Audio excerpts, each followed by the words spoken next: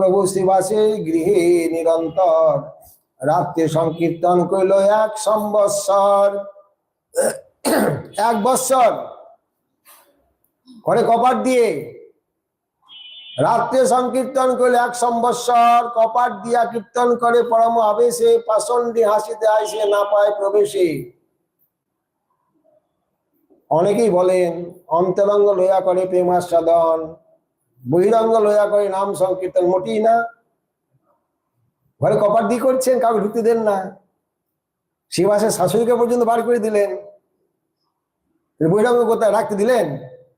বহিরঙ্গকে রাখতে দিলেন? অন্তরঙ্গ ভক্ত নিয়ে নাম করেছেন। কপাট দিয়া কীর্তন করে পরম আবেশে, পাষণ্ডী হাসিতে আইসে না পায় প্রবেশে। বহিরঙ্গ লোক কাউকে প্রবেশ করতে দেন না। ব্রহ্মচারী দুগ্ধ আহার করে, তাকে পর্যন্ত বার করে দিলেন।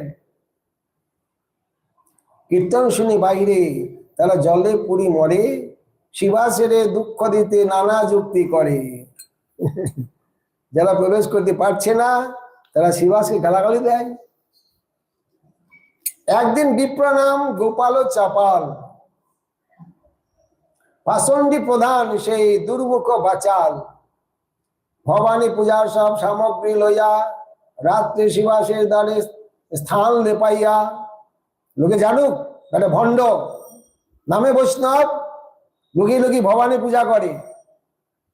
লোককে জানানোর জন্য চাপাল গোপাল এই ব্যবস্থা করলেন। কলার পাত উপরে থুইল ওর ফুল, হরিদ্রা সিন্দুরা রক্ত চন্দন তন্দুল, মধ্যভাণ্ড পাশে করি নিজ ঘর গেলা। আর বেশি কিছু বললেন না। অনেক কীর্তনে বলে ছাগলের মাথাও নাকি দিয়েছিলেন, কিন্তু গ্রন্থে উল্লেখ করেনি ওটা। মধ্যভাণ্ড পর্যন্ত, মধ্যভাণ্ড পাশে ধরি নিজ ঘর গেলা, প্রাতকালে শ্রীনিবাস তাহা তো দেখিলা। মহাপ্রভু বারবার বলছেন দরজা খোলো, দরজা খোলো, আমি ঘরে যাব। শ্রীনিবাস দরজা খুলতে গিয়ে দেখলেন এই কাণ্ড। ডোম নিয়ে সেসব পরিষ্কার করালেন। লোকে হাই হাই করছেন যারা গঙ্গা স্নান করতে যাচ্ছিলেন। বড় বড় লোক সব আনিল ডাকিয়া, সবারই কয়ে শ্রীনিবাস হাসিয়া হাসিয়া, নিত্যরাত্রে করি আমি ভবানী পূজন। চাপাল গোপালের যেটা ইচ্ছা ছিল সেটা লোককে বলছেন। যারা পণ্ডিত ব্যক্তি ব্রাহ্মণ গঙ্গা স্নান করতে যাচ্ছিলেন তাদেরকে বলছেন আমি রাত্রে ভবানী পূজা করি, দেখো এই সমস্ত ভবানী পূজার সামগ্রী আমার দুয়ারে। আমার মহিমা দেখো ব্রাহ্মণ সজ্জন, তবে সব শিষ্ট লোক করে হাহাকার। ওই যে কর্মতা কইল কোন দুরাচার, হাড়ি আনাইয়া সব দূর করাইল, জল গোমায় দিয়া সেই স্থান লেপাইল। 3 দিন বইছে এই গোপাল চাপাল, সর্বাঙ্গে হইল কুষ্ঠ, বাহ্যে রক্তে গলিত কুষ্ঠ।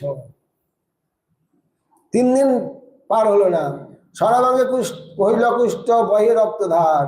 সর্বাঙ্গে বেরিল কীট, কাটে নিরন্তর, অসহ্য বেদনা দুঃখে জলয় অন্তর।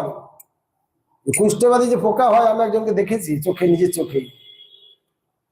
কুষ্ঠব্যাধিতে যে পোকা হয় হাতে পায়ে আমি দেখেছি। সে ডাকাত ছিল, কত মেয়ে ছেলে পেটে লাথি দিয়ে বাচ্চা বার করে দিয়েছে অলঙ্কার নেওয়ার জন্য। কিন্তু 40-45 বছর বয়সে তার গলিত কুষ্ঠ ভিক্ষা করে খেতে হয়েছিল। এবং পোকাগুলা পড়ছি, খুশি হয়েছি। নাকে কাপড় দিয়ে ভিক্ষা দিতেন লোকে।